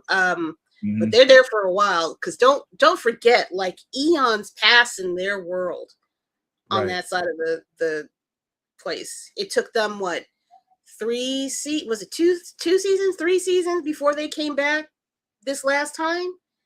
So who knows how much time has passed over there for them? I don't know. I can't remember if time passes, if they age, Monster Girl and what's this child's name? They call him. He took old boy's name. Not Ray. Rex. Was it? Did he take Rex? Thank you. Right. I don't remember if they age or not at the same rate as the bugs, or if they maintain their age, their rate of aging. I can't remember. I think they do. I suggest reading Battle Beast comics. It's about his side quest until he links back up with them. Yeah, Rex 2.0. Thank you, Mike. Shit, robot. I ain't calling him Rex. I said stop it. Tafara, won't you stop with the bullshit, man? You already, man. Just give on in, brother. Give it on in. Give it to me, love. What's going on, Tafara, man? Good to see you, fam. I see you changed the name. What is it? Why you changing the name? That's his YouTube name, Tafari guy. On YouTube, that's his SM, but everywhere else is Tafari TV. Oh, I guess Tafari guy was taken. All right. I guess. Good to see you, homeboy. Good to see you, man. Yeah, I thought that was interesting. All right. Well, let's skip past that then. Yeah. So let's dial it down to Earth stuff, okay?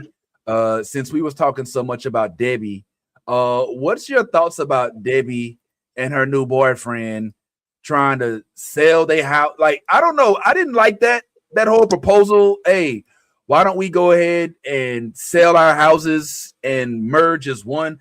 Like, this to me, I think I'm a little bit of a traditionalist when it comes to this type of thing. Like, I'm like, maybe if I was renting, I might move in with you, but selling my whole house, you know what I'm saying? They're selling both of their places so they can afford to buy out this place. So it makes sense. It does make sense. It makes sense. Fiscally, it makes sense. She owns that house. He owns his house. They're selling it so they can own, not rent, not pay into or whatever, that particular house. So it makes fiscal sense. They'll be paying less for, I think it looks like it's about the same amount of space, to be honest with you. Paul is definitely getting the come up, like, for sure. Oh, yeah. He's getting the better end on this deal.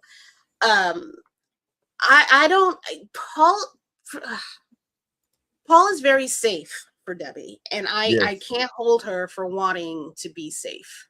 I can't hold her for wanting to have a boring fucking regular ass, let's go for brunch, honey. Do you want to, go shopping for tiles in the kitchen type of dude. I can't blame her for wanting that for right now. Yeah. Paul better buy a gun or something, because he's the most fucking white toast with no butter type of dude. And honestly, that shit get tired after a while. I can only, I need you to surprise me, nigga. Like, I know what's his face. Nolan could go to Italy at a whim and get a real pizza, but could you at least learn how to cook a pizza? Like, from scratch? Can you make dough? Do you know how to do sourdough? We had a whole pandemic. You had plenty of time to figure out how to do a starter pack of dough. I need you to surprise me in some way, shape, or form. She gonna get real bored. She's gonna get real bored. Real bored. But boring and safe, those sometimes intertwined. Like, she was like happy, exhilarated with Nolan until he decided to murder Earth. You know what I'm saying? And everybody and all its inhabitants. Am I your pet? Nigga. Oh, I love that line. Oh my God, that line ate so hard. Am I still your pet? Am I still? You never were. Can I keep it real? Can I talk to Nolan right quick? Can I just holler at Nolan, my dog Nolan? All right, I just want to have a quick chat with my dog Nolan right quick. Hey, so Nolan, so you've been extradited from your own house after having a baby with another woman on another planet. I get it. You want to get back in good graces with the ex because you now realize how bad you fucked up shit after trying to murder Earth and leaving her with a baby, and not a baby, with the child, I should say, your child. I mean, even though he was an adult at the time, even though he's still a teenager, but then you go and impregnate an insect on a far planet, far away, and to make it worse, adding insult to injury. You don't just impregnate said woman. Said woman dies because they can't stay alive too long. And after that, the baby that you made with said woman is now the responsibility of your ex that you abandoned. Hallelujah. And what you decide to do is to walk in after your son said, I don't know, Pop. I don't really know if that's a good idea. Are you doing this for you? Because it feels more like you're not doing it for her. You're doing it for yourself. So is it really a necessity for you to walk up into the house that you left to murder Earth and to go back into the household and then just say, you know what? My bad. Did I abandon you? Sure. Did I cheat on you with a praying mantis? Sure, maybe a little bit. Did I leave that praying mantis's child with you? Sure, but I'm sorry. This is my sorry for 2024. And then he's trying to, and I'm not gonna lie to you. I ain't gonna hold you real quick, yo, lady Mandalore. He was spitting some bars, like he was hitting all the notes. In his little apology tour, he was hitting the notes. I'm sorry for what I did to you, for how I left you, for what I did to Oliver, to what I did to Earth.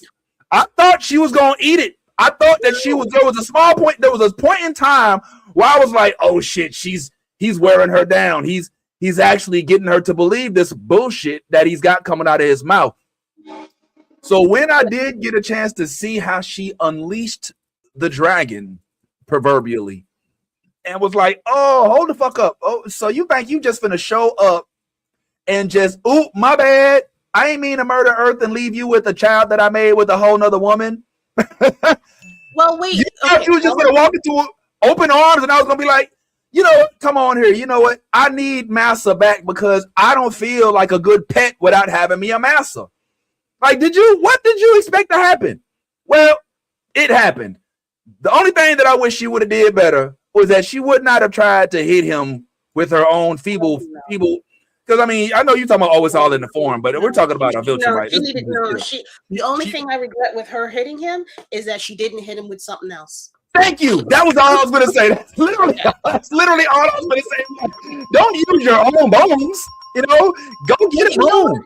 I'm gonna say, as a pacifist, there's something about feeling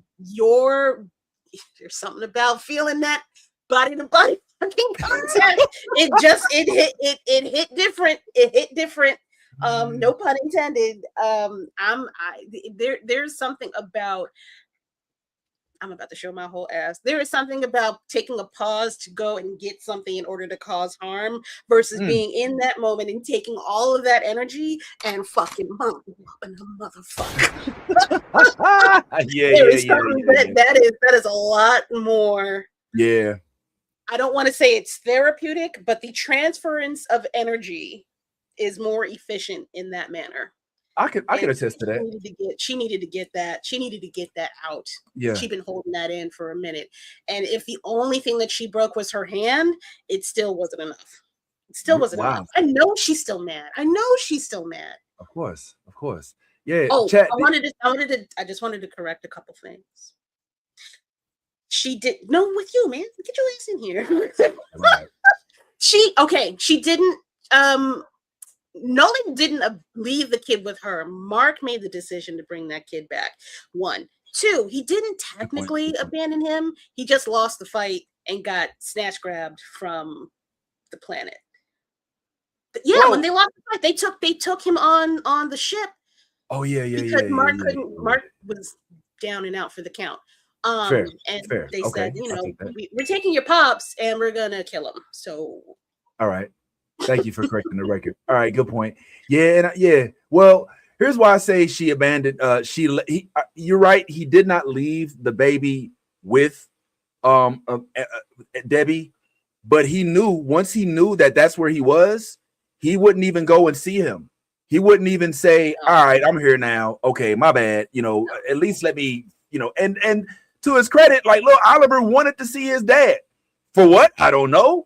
I mean, well, obviously, I think most people want to see their dad up until they get to a certain age. If they had been abandoned by then, they're like, nah, fuck you. You don't want to be there for me when I needed you. And now, nah, I'm cool. The whole Will Smith, why do you want me? Why my dad? Why you don't want me, man? You know what I'm saying? Like, that whole era is real. I mean, I don't mean to make light of it. It's a real issue. But I feel like he went through those phases in this episode. He went from dad's here to, oh, he didn't even come see me, to, oh, fuck this nigga. He was like, he didn't even want to be in the same room with him at the end of the episode.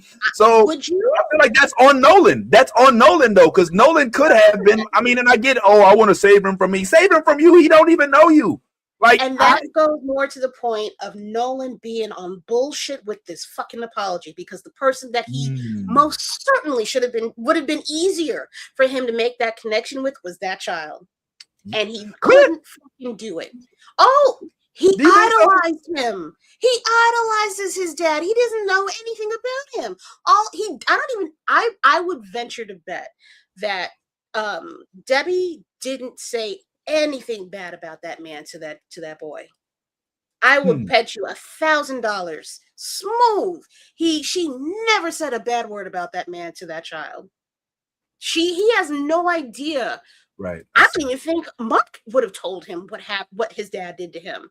No, they do not know what he doesn't know what that man is actually capable of. Well, I think he knows is in that moment that his dad didn't come to see him, and that it tells a lot more about his father's character than the beating and leaving and mistreatment of Mark. Oh, you said a lot with that. Yeah, you're right, because it's I mean, as silly as it may sound, all right, let me just paint a picture. If your father is like this big bad villain or whatever, and they're off killing, murdering other planets, you kind of disassociate yourself, kind of like, oh, that's his job type thing.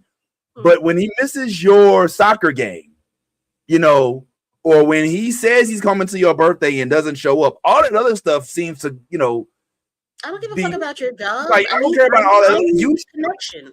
Right. Like, our own personal relationship is almost more impactful to me than all of the devious, dark, dumb shit that you've done to all these other planets. So it didn't really take to him until he was personally affected. It wasn't, because remember, he was getting his uniform, he was getting his costume, so to speak. And my man that does the costumes was like, "You sure you want to rock the O? Because like people don't really fuck with the O like that." And he was like, "Well, it's my O now." You know what I'm saying? It's my O. What they gonna do? So in a sense, he knew that his pops was not heralded in great regard on planet Earth. So it's not like, even if Abby, I keep thinking of Debbie, Bo, baby. Even if Debbie and Mark was like, yeah, we ain't gonna tell him all about how bad his pops is, the Earth is not hiding that from him. I mean, he's still, around, so he'll know that people ain't going around singing the praises of Omni-Man. So he's aware that his pops was a whole asshole that tried to kill Earth. But at the same time, it's still his dad, right? It's still like, well, you're still my dad. Right. So when he doesn't show up, he's like, yeah, all right, nah, fuck him. He has the cleanest slate with Oliver. But because of I don't know the psyche of that man, because I guess he didn't really do anything to Oliver except not be there. Not be there. Refresh my memory and chat. Come on into this on chat. What you say? You gotta go, man. Fuck that family shit. Fuck that family shit, Mike. Driving what the bullshit you got to go some family bullshit. Can we talk priorities? Yeah, I thought we was family. What are we doing? What about us? So you gonna just abandon us? What are we? What are we, like? Kids born by insects on other planets? Like, what are we doing? What are we doing, Mike? I thought we was cool. I thought we was tighter than this. What the hell's going on? I am aghast. Blabbers are my gas. Gaskets. Maria. How dare you? I'm banning you. Don't you ever leave us for your family. I need you to get your priorities in check. No, I'm just playing. Nah, but yes. What's up, Grace? Good to see you, Miss Jackson. This is a recent thing on YouTube. And use our email. Oh, okay. That's why Ty Farah. I thought it was okay. What's up, Ty? Her arm got snapped in the. No. Oh my God. God damn. You an old asshole, Tapara. I'm gonna send you the link, homeboy. Nah, man, but it's weird to me because I'm thinking about how Oliver has now essentially started the process that took Mark so long to get to before. Mark had to get his powers first and then fight his father before realizing, oh shit, my dad is a whole asshole. All this dude had to do was realize that he came and was at our house, floated a few feet, a football field or so above us, and couldn't even just be like, hey, what's up, man? You know, I'm here. And the whole notion is I wanted to save him from myself. It's too late. You cannot. You know, like if you had never come to Earth instead and went to, I don't know, Mars or another solar system or another galaxy, or the insect planet first. Yeah, you know, like then we wouldn't have no problems. But no, it's too late. You cannot save me from you when essentially everything that we, not just as a family, but as a planet, about to go through is because of you. So enough of the bullshit, homeboy. Like, I think it's just fascinating, this whole apology tour that Omni-Man went on. Here's the question I have for you. Now, this might not be a good question for somebody who's already had some literary references, who is kind of familiar with Robert Kirkman's comic book series. But should we believe Omni-Man? Should the viewers? I'm sorry. I mean, come on, man. I mean, he's got a nice little sidekick. They got the lethal weapon thing going on. He and Danny Glover, with him and Seth Rogen's character, like. He's a new dude. Alan has changed him. He's a completely new man. He's now no, you don't. We shouldn't believe him. What has he actually done? He's helped save hell.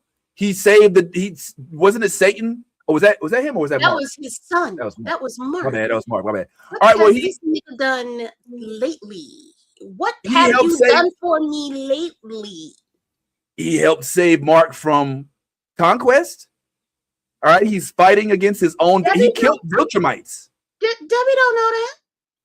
The planet Earth don't know that. Well, I mean, I'm not talking about him as a husband. Which, by the way, don't they got to get divorced? Is she technically still married? Didn't they get married? No. She technically he's dead. Technically, she's a widow. Oh, okay. So yeah, got you. Yeah, because technically. All right, so she's with. But yeah. He's not absolved from all the shit that he's done. He has not. To me, this is him getting his lick back on the Viltrumites. That's all this is for me. So you don't think he has no vested interest in the protection of Earth, and is that just what he's selling to? I think a narcissist has a great ability to make everybody believe that he is the good guy in what he's doing and make it look like he's not being selfish. He is 1,000% being selfish. It just happens to be he's doing a good thing for somebody. The end result will be a good thing for somebody else. Okay. That is like almost literally the definition of narcissism, is it not? Yeah. It's literally like, I'm going to use something that you are interested in to service my interests. And in this instance, you have a vested interest in the protection of your planet because your girlfriend's there, your mom's there, your brother's there, some of your friends are there. So that's the plight I'm going to approach with you. It wasn't like, hey, son, I'm just here to make things right. I am. That's what I'm saying. But also, use you. We use you for my plan. Exactly. Yes, exactly. But I still need you as a weapon, son. You're still a weapon. Like, he would not, I say, just to kind of to piggyback onto your point, which even though I asked you, you've convinced me in just that sentence. If Mark ain't had no powers, he would not be back at Earth. if Mark was not somebody capable of assisting them in this war, he would not have even made the journey to Earth to try to seek him out. It is only because Mark can help him accomplish the goal that he wants that he's even seeking him out. So that just goes to show, like, his plans or his character isn't necessarily changed. Yeah, he don't want to beat people up because he now realizes he was the weapon, as opposed to before when this was my duty as a Viltrumite. This is when I was contacted. I was a Viltrumite, and they told me to. And now he's like, well, damn, man, maybe I ain't got to be on a plantation. This is something that just popped in my head now. I wonder what Nolan would have done if Mark's powers never manifested. Would he still end up doing the same fuck shit, cheating on Debbie? Well, he's not cheating on Debbie, whatever. You know what I mean. Would he have just been like, oh, well, he wasn't a good fit. Peace out, homie. It's been real. Gotta try again. I think he kind of hinted to that. Like even though again we still in our we don't trust Nolan phase, so I get that's the era we're in right now. But I think he kind of indicated to Debbie, he was like, when Mark got his powers, that's when it kind of clicked on, like, oh shit, now I got to get to work type thing. So my assumption would be that perhaps if Mark never did get his powers, then he would have either had to move on to another planet, or he would have, because he tried to use Debbie, in 20 years of me being a human, out of all of my 1,000 years, like, it only took you 20 years to actually turn me into what's kind of starting to feel like a human being. So you could have that feeling, but at the end of the day, he's still a Viltrumite gigolo that is looking to spread his seed across the galaxy and plant seeds to stampede the globe, as Nasir Jones would say. And I don't you like that, right? I don't know if him getting his powers would have changed that. I feel like maybe he would have went and found another woman, and maybe just would have been like, well, her, what Eddie, who was it that said, no, I'm not gonna say it. It was Richard Pryor who said, well, maybe your pussy dead. Well, maybe mouth-to-mouth resuscitation. I gotta watch Richard Pryor stand up, man. I didn't make that shit up. That's his jokes, man. He said, almost got.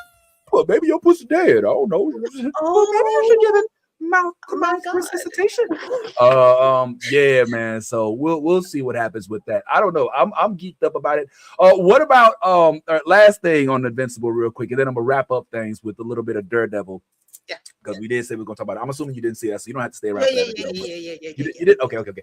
So I'm assuming that you're the whole spaceship notion and them being basically on the Starship Enterprise with Alan and his girlfriend as characters, I think is a good addition. I think Alan makes a good soft landing for the humorous role.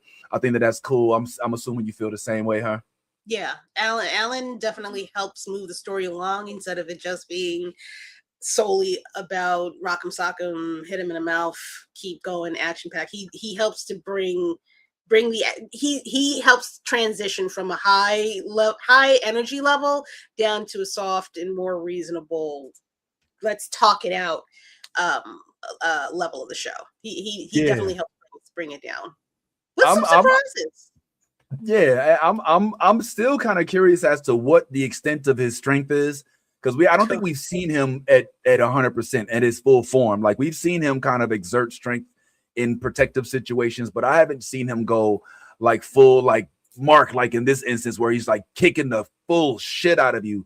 So I'm interested to see if he ever gets to that point. But let's move the story. Let's move this forward a little bit. On the way out in our last few minutes, there is another show that I have been paying attention to, and that is one Daredevil, which we all, I hope, are. I mean, Daredevil Born Again is dope. I'm not gonna sit there and try to hold you. Like it's doing its thing. I know a lot of us were probably skeptical because we're like, okay, Daredevil, this ain't Netflix Daredevil, this is Disney Daredevil, and so we're like, all right, are they gonna have blood? Is it gonna be guts? Is it gonna be, this as violent as it was in some of these other? And I think we got the answer to that really quickly So we definitely know what that is. But there are a few things that are going on in this series right now. Of course, obviously, we know Kingpin is now playing the role of mayor, which is interesting because that did happen in the comic book. Like that's actual source material stuff. So we're happy about that. But what I really like about it is the fact that they still latching on to my boy Cole North, who did somehow survive in this series. And I thought that was, yeah, look at you. But yeah, I remember because we actually talked to him about that similarly. I mean, because he was so geeked up to even be in the scene with Kingpin and with Matt Murdock, also known as Charlie Cox. And he kind of, if you recall, he gave us a little bit of what it felt like to be in a scene with not only them, but also Frank Castle. And even getting his ass beat by these folks was a monumental accomplishment. Tell us a little bit more about it, will you, Jeremy, Isaiah? In the finale, you're one-on-one in the scene with actual Charlie Cox. You're getting your ass beat, if I may say. So right. In on you, bro. So I'm interested in finding out what it's like to prepare for a scene like that, number one. And number two, what you walk away from that scene after having shared it with those two acting giants.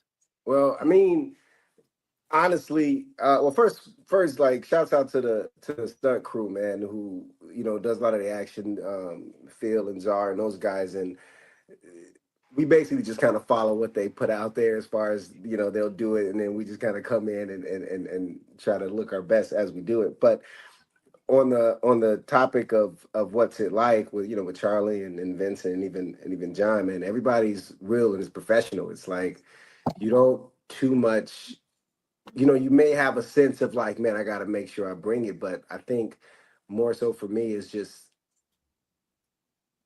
they're just other actors in the scene, and they're good. So because they're good, it kind of pushes you to do the best you can. But the one thing I do is this, like, I'll ask an actor, after I do it, and it doesn't matter who the actor is. Like, after I do a scene with someone, I usually ask, like, hey, am I giving you everything you need? Or do you is there anything that you're bumping up against with me as an actor or with me as in my performance, just so I can get the best performance out of the scene? So I think that's the real part, is I just kind of ask everybody. It doesn't matter who they are. But at the time, it wasn't more like, man, I'm in the scene with Charlie, I'm in the scene with Vincent. No, it was like I'm in a scene with Daredevil, because he's all, what I mean? Because the nerd in me, right? The nerd in me, and he's all in the suit. Even though I'm taking an L, but it's like it's like a great L, because I'm just like, holy shit, right? You know what I mean? Charlie's over here kicking my ass. The Punisher, Frank Castle, just shot me in the fucking arm and threw a knife through my hand. It is a great day. Okay, like as far as acting goes, yes, what do you do? But you know what, man? I was in there getting my ass kicked by Daredevil and the Punisher, and it was awesome. That's and awesome. I'll always remember that. I love that. Yeah, man, he was pretty candid with us about what it was like to be in the room in a scene with 2 or 3 of some of the most prolific actors that we've seen in this franchise. And it seemed like it was a ball, even though he wasn't necessarily doing the ass kicking himself, just to be even on the other end of a blow. Frank Castle is crazy. But yo, you know what I love about this show right now, Kira, in the little bit of time we got left? Yes. I love how seamlessly they've introduced credible vigilantes in this storyline arc without the necessity of overwhelmingly comic book character-ish powers. All right, we're not talking about superheroes that fly from planet to planet. We're not talking about shapeshifters or super serum. We're not talking about gamma rays. We're talking about a dude who uses his senses because he's blind, all right, to kick ass, and his intuition as an attorney to discern things. In addition to that, we're watching the origin story of a young white tiger, right? Of a young white tiger who I'm sure you probably already know what's going to happen in this story arc. All right. I don't actually. I don't. I know about her. I know where she goes and who she aligns herself with and da da da. But I I don't know. Okay. So oh, look at us. Look at Kira not knowing the future. Okay, look at us being on the same wavelength.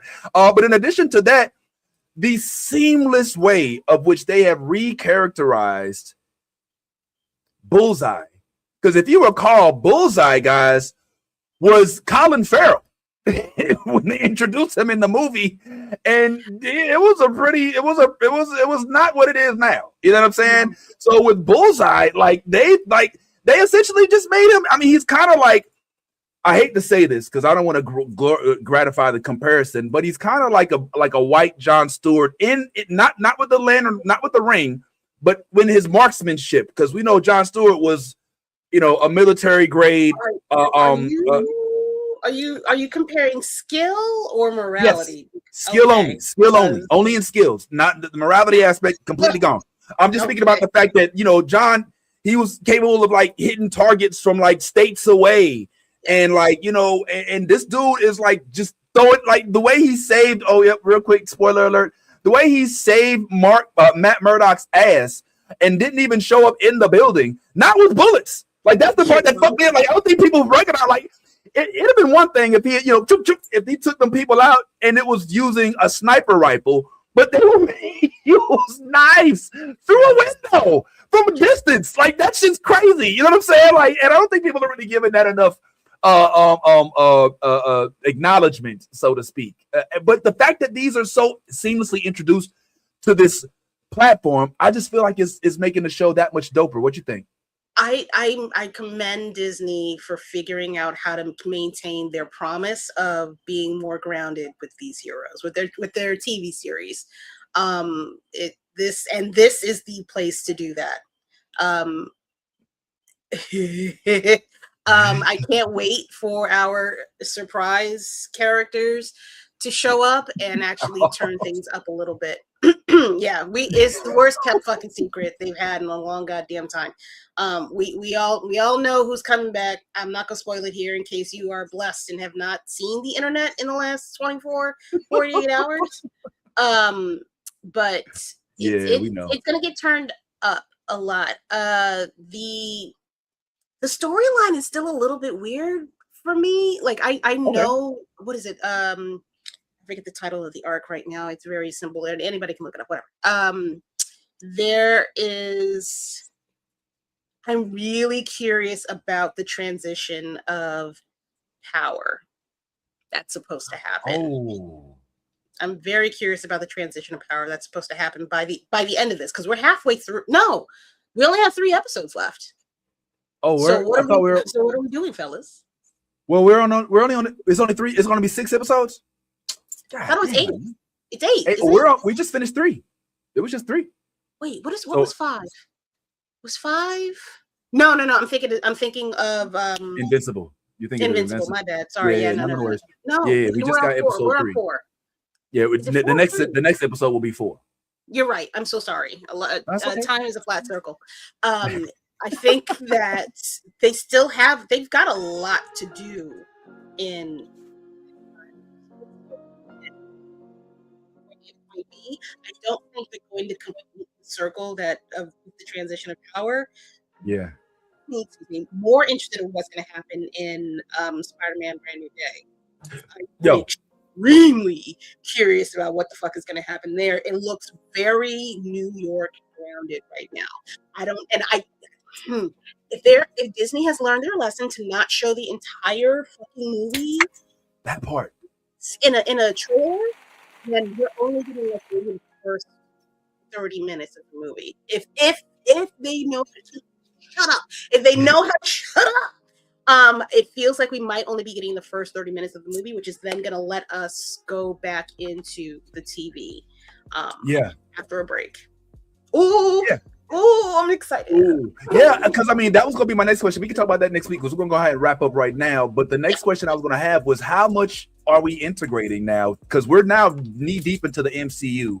All right. And this is actually bleeding directly into Brand New Day, Doomsday, those type of projects. And we have yet to see the folks that we know we're gonna see in the episode. Spoiler alert. Hey, one of them has a skull on his chest and the other one is an alcoholic, a private investigator, and there may be even more that we don't know about. So let's stay on the tip on that. What's up? Quickly. Miss Fontaine. Oh, his wife? No. Oh my God, we just had the movie, The New Avengers. What the hell did she call them before that? The chick from Seinfeld. The count. Oh yeah. The Contessa Valentine. Yeah, the Contessa Fontaine. Because that was introduced. Yeah, she's a central arc. Yeah, because that's who Matthew Lillard's working for, apparently. Well, let's talk about it on the time around, guys. We got 30 seconds left, so let's go ahead and wish adieu. Thank you so much for pulling up, Miss Lady Mandalore, and thank you all for pulling up as well. As we always say, be yourself, your authentic self, because if you ain't being yourself, you're being faking. And all things, if you're a geek, let that geek flag fly. Check out our interview with Sydney Mikayla. We'll be live on YouTube later, and check us out next time. This is one of the greatest podcasts, and you know what? Fuck that. These guys are fucking awesome. They my niggas to the end of time.